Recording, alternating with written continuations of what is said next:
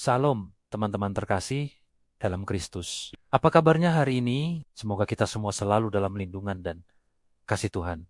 Hari ini saya mau mengajak kita merenungkan satu bagian yang luar biasa dari Injil Markus, pasal 2, ayat 18 sampai ke 22.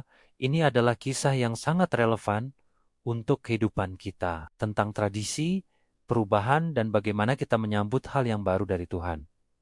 Mari kita lihat ayat ke-18. Pada waktu itu, murid-murid Yohanes Pembaptis dan orang-orang Farisi sedang berpuasa. Lalu, beberapa orang datang kepada Yesus dan bertanya, "Mengapa murid-murid Yohanes dan murid-murid orang Farisi berpuasa, tetapi murid-muridmu tidak?" Ini pertanyaan yang wajar pada masa itu. Puasa adalah bentuk ibadah yang sangat dihormati, tanda kesalehan dan pertobatan. Orang Farisi terkenal dengan ketaatan mereka pada aturan, termasuk puasa 2 kali seminggu. Murid-murid Yohanes Pembaptis juga berpuasa, mungkin sebagai tanda pertobatan dan persiapan menyambut Mesias. Jadi, ketika mereka melihat murid-murid Yesus tidak berpuasa, tentu saja ini menjadi tanda tanya besar. Mereka dianggap tidak rohani, tidak serius, atau bahkan melanggar tradisi. Seringkali dalam hidup kita juga dihadapkan pada situasi yang sama kan. Kita punya kebiasaan-kebiasaan rohani, tradisi-tradisi gereja, atau cara-cara beribadah yang sudah kita jalani bertahun-tahun. Semuanya baik dan punya makna. Tapi kadang, kita menjadi begitu terikat pada bentuknya, sehingga kita lupa esensinya. Kita mulai menghakimi orang lain yang cara beragamanya berbeda dengan kita. Kok dia tidak ikut doa malam? Kok cara berdoanya begitu? Kita terjebak dalam kotak yang kita buat sendiri, sama seperti orang-orang yang bertanya kepada Yesus. Sekarang, mari kita perhatikan jawaban Yesus yang sangat bijak di ayat 19 dan ke-20. Yesus berkata, "Dapatkah sahabat-sahabat mempelai laki-laki berpuasa selama mempelai itu bersama mereka? Selama mempelai itu ada bersama mereka, mereka tidak dapat berpuasa. Tetapi akan datang waktunya apabila mempelai itu diambil dari mereka, dan pada waktu itulah mereka akan berpuasa." Wow, ini jawaban yang mengubah segalanya. Yesus tidak menentang puasa. Dia tidak bilang puasa itu tidak penting, tapi dia memberikan perspektif yang baru. Dia menggunakan analogi pesta pernikahan. Siapa yang berpuasa di tengah sukacita pesta pernikahan? Tidak ada. Justru semua orang bersukacita bersama mempelai pria.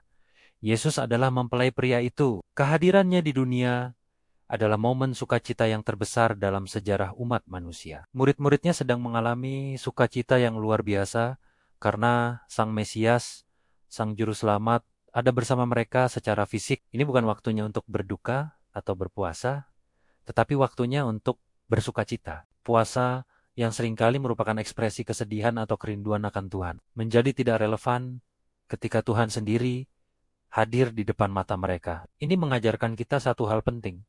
Ibadah kita harus sesuai dengan musim rohani yang sedang kita jalani. Ada waktunya untuk bersukacita, ada waktunya untuk meratap. Dan kehadiran Yesus membawa musim sukacita yang baru. Lalu Yesus melanjutkan di ayat 20, "Tetapi akan datang waktunya apabila mempelai itu diambil dari mereka, dan pada waktu itulah mereka akan berpuasa." Yesus menubuatkan tentang kepergiannya. Dia tahu bahwa dia akan disalibkan, mati, dan naik ke surga. Pada saat itulah para murid akan merasakan kehilangan dan kerinduan yang mendalam. Nah, pada saat itulah puasa menjadi relevan kembali.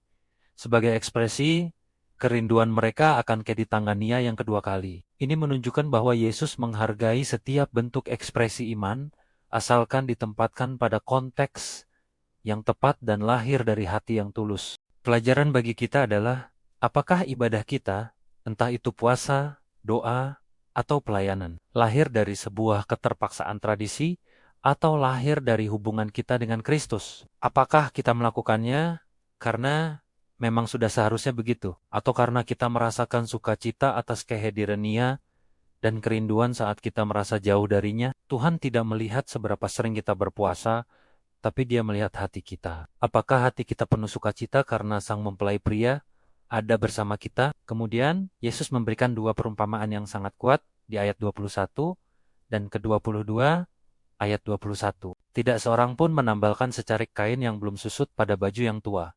Karena jika demikian, kain penambal itu akan merobek baju itu, baik yang baru maupun yang lama, sehingga robeknya menjadi semakin besar. Bayangkan kita punya baju tua yang robek, lalu kita ambil kain baru yang masih bagus, masih bisa menyusut, dan kita jahitkan sebagai tambalan. Apa yang terjadi saat baju itu dicuci? Kain baru itu akan menyusut dan menarik kain tua di sekelilingnya, membuat robekannya jadi lebih parah. Ayat 22.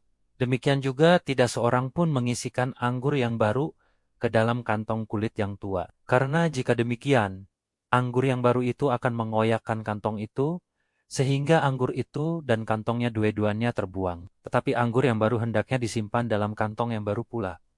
Di zaman itu, anggur disimpan dalam kantong kulit kambing. Saat anggur baru difermentasi, ia menghasilkan gas dan mengembang. Kantong kulit yang baru masih elastis, jadi ia bisa ikut mengembang. Tapi kantong kulit yang tua sudah kaku dan rapuh. Kalau diisi anggur baru, tekanan gas akan membuatnya pecah. Anggurnya tumpah, kantongnya hancur. Sia-sia.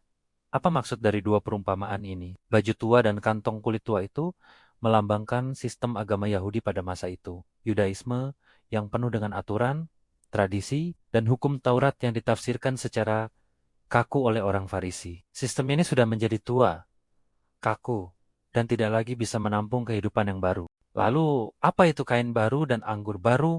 Itu adalah Injil, pesan tentang kasih karunia, pengampunan, dan kehidupan baru yang dibawa oleh Yesus Kristus. Ini adalah sebuah revolusi rohani. Yesus tidak datang untuk sekadar menambal sistem yang lama. Dia tidak datang hanya untuk menambahkan sedikit ajaran baru pada tradisi yang sudah ada. Jika dia melakukan itu, hasilnya akan menjadi bencana. Sama seperti kain baru yang merobek baju tua, atau anggur baru yang menghancurkan kantong tua. Pesan Yesus sangat radikal. Injil kerajaan Allah yang dia bawa membutuhkan sebuah wadah yang baru. Wadah itu adalah hati yang baru, pikiran yang baru, komunitas yang baru, yaitu gerejanya yang dibangun bukan di atas hukum Taurat, tetapi di atas iman kepada Yesus Kristus. Ini adalah pesan tentang transformasi total. Kekristenan bukanlah sekadar versi perbaikan dari Yudaisme. Ini adalah sesuatu yang sama sekali baru. Sekarang mari kita bawa perenungan ini ke dalam hidup kita pribadi. Seringkali kita ingin menerima Yesus, kita ingin menerima anugerahnya, tapi kita masih mau berpegang pada baju tua dan kantong kulit tua kita. Apa itu? Itu adalah cara hidup kita yang lama. Pikiran kita yang lama, kebiasaan buruk kita, kepahitan, kesombongan, cara pandang kita yang duniawi. Kita mau Yesus masuk dalam hidup kita, tapi kita tidak mau berubah. Kita mau menambalkan kain baru, Yesus, pada baju tua dosa kita. Hasilnya, konflik batin yang terus-menerus. Robeknya jadi semakin besar. Kita tidak merasakan damai sejahtera, yang ada malah kegelisahan. Atau kita mencoba mengisi hidup kita dengan anggur baru, Roh Kudus, sukacita dan kehidupan yang dari Tuhan, tapi kita masih memakai kantong kulit tua hati kita yang keras dan tidak mau dibentuk. Hati yang tidak mau mengampuni, hati yang penuh iri dengki, hati yang tidak mau diperbarui. Apa yang terjadi? Kita tidak akan pernah bisa merasakan kepenuhan Roh Kudus. Sukacita itu akan hilang, dan hati kita bisa menjadi semakin pahit dan rusak. Panggilan dari Markus 2 ini sangat jelas. Untuk menerima Yesus, kita harus bersedia menjadi baru. Seperti yang dikatakan 2 Korintus 5 ayat 17. Jadi siapa yang ada di dalam Kristus, ia adalah ciptaan baru.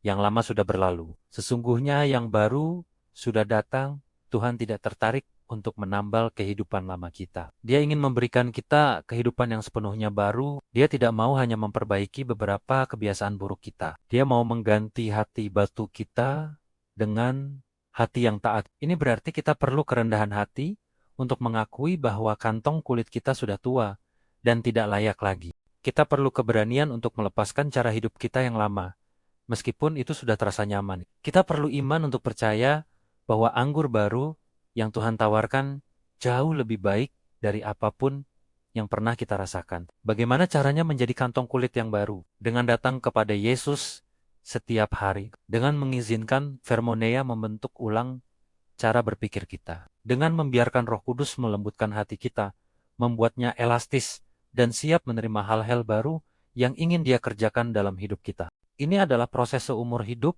proses pengudusan, di mana kita terus-menerus diperbarui dari hari ke hari. Jadi, teman-teman, mari kita bertanya pada diri kita sendiri hari ini. Apakah ada baju tua atau kantong kulit tua dalam hidup saya yang menghalangi saya untuk mengalami kepenuhan anggur baru dari Kristus? Mungkin itu adalah tradisi yang kaku, cara berpikir yang salah, dosa yang masih kita simpan, atau keengganan untuk berubah. Ingatlah, Yesus datang membawa sukacita, kehidupan, dan kebaruan. Dia adalah mempelai pria yang mengundang kita ke dalam pestanya. Jangan biarkan aturan-aturan yang kaku atau cara hidup yang lama merampas sukacita itu dari kita. Bukalah hati kita lebar-lebar. Jadilah kantong kulit yang baru, yang siap diisi dengan anggur baru dari Roh Kudus. Biarlah hidup kita menjadi sebuah kesaksian tentang kuasa transformasi Injil, di mana yang lama benar-benar telah berlalu dan yang baru telah datang. Mari kita berdoa. Tuhan Yesus, terima kasih untuk firman-Mu hari ini yang mengingatkan kami bahwa Engkau datang membawa sesuatu yang baru. Engkau adalah anggur baru yang memberikan kehidupan dan sukacita sejati. Ampuni kami Tuhan, jika kami seringkali mencoba mempertahankan kantong kulit kami yang lama, hati kami yang keras, dan cara hidup kami yang tidak berkenan kepadamu. Kami mau menjadi ciptaan yang baru di dalam Engkau. Lembutkan hati kami, ya Roh Kudus, jadikan kami kantong yang baru, yang elastis, dan siap menerima semua yang baru yang ingin Engkau curahkan dalam hidup kami. Kami mau melepaskan semua yang lama dan memeluk kebaruan hidup di dalam Kristus. Terima kasih Tuhan Yesus, di dalam nama-Mu kami berdoa. Amin. Terima kasih teman-teman sudah bergabung dalam renungan hari ini. Jangan lupa untuk terus merenungkan firman Tuhan setiap hari dan mengizinkannya mengubah hidup kita. Sampai jumpa di video selanjutnya. Tuhan Yesus memberkati.